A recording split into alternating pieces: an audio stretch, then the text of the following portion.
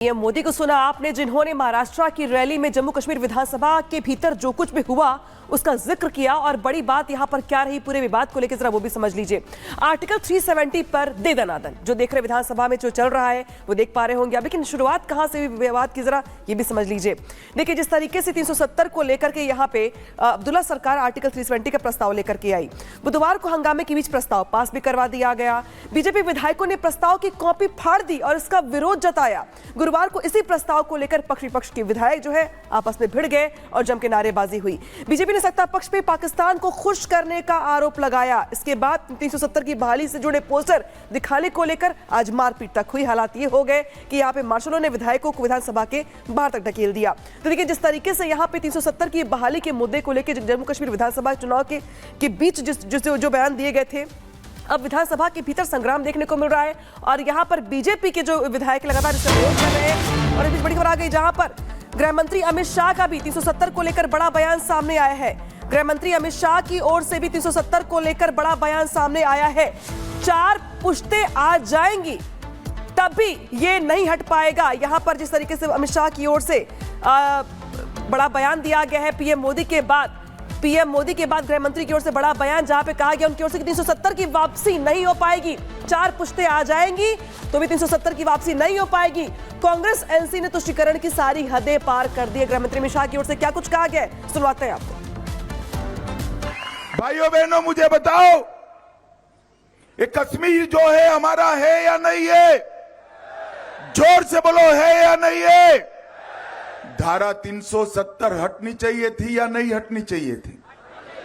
जोर से बोलो, हटनी चाहिए थी या नहीं हटनी चाहिए? एक कांग्रेस, एनसीपी, नकली शिवसेना, शरद पवार की एनसीपी, ये कहते हैं कश्मीर में धारा 370 नहीं हटनी चाहिए। अभी अभी कश्मीर की असेंबली में मीटिंग हुई नेशनल कॉन्फ्रेंस के साथ। कांग्रेस पार्टी ने भी एक रेजोल्यूशन किया कि धारा 370 वापिस लाइए। ये कश्मीर जो है भारत का अभिन्न अंग नहीं है। मैं आज संभाजी महाराज की भूमि पर कहकर जाता हूं, मेरी बात मानिएगा शरद पवार साहब, आपकी 4 पुश्तें भी आएगी, धारा 370 हम वापिस नहीं आने देंगे। तो देश के प्रधानमंत्री ने अपनी बातें कह दी और इसके बाद अमित शाह ने, जो कि गृह मंत्री है, उन्होंने भी अपनी बात कह दी। लेकिन 370 पर योगी ने क्या कहा, योगी आदित्यनाथ ने क्या कहा है, एक रिपोर्ट के जरिए हम आपको बताते हैं कि कितनी कड़ी शब्दों में अपनी बात योगी आदित्यनाथ ने रखी है।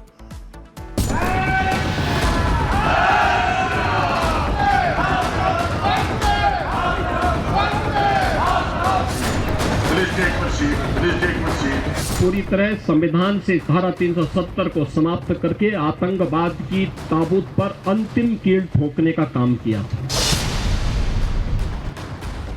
यूपी के मुख्यमंत्री योगी आदित्यनाथ जिस मुद्दे पर बोल देते हैं वो मुद्दा देश का मुद्दा बन जाता है। आर्टिकल 370 पर बवाल हो और योगी कुछ बोले, ऐसा तो हो ही नहीं सकता।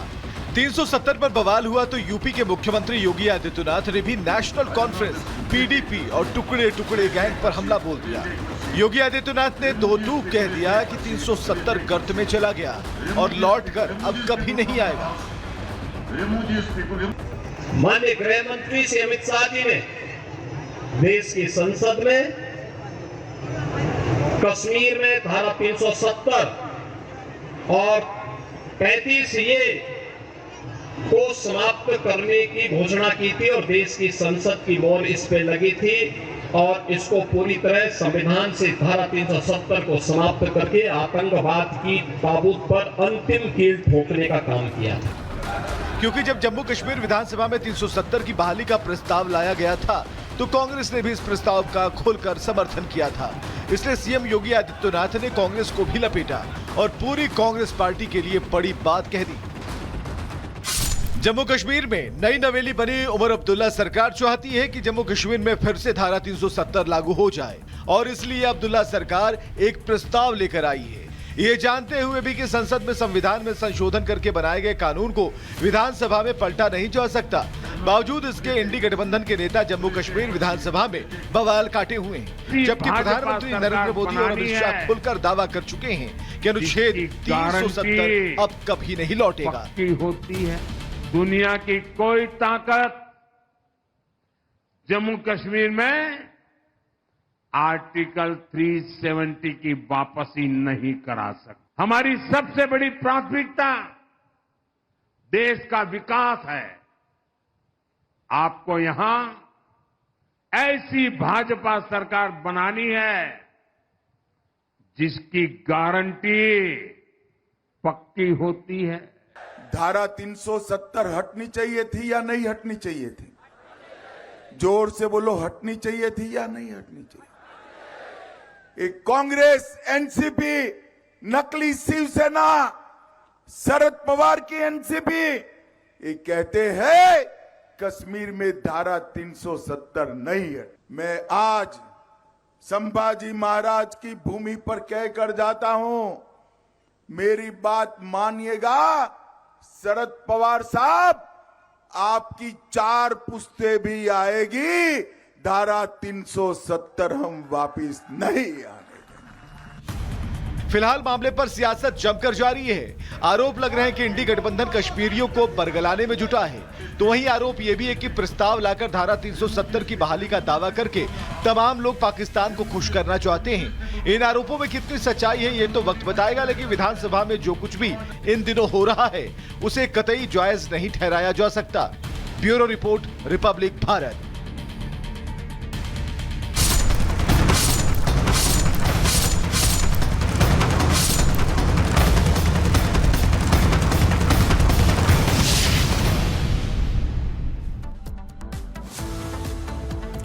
जम्मू कश्मीर के किश्तवाड़ में फिर से टारगेट किलिंग हुई है। एक बार फिर से घाटी को बुदलों ने दहलाया है।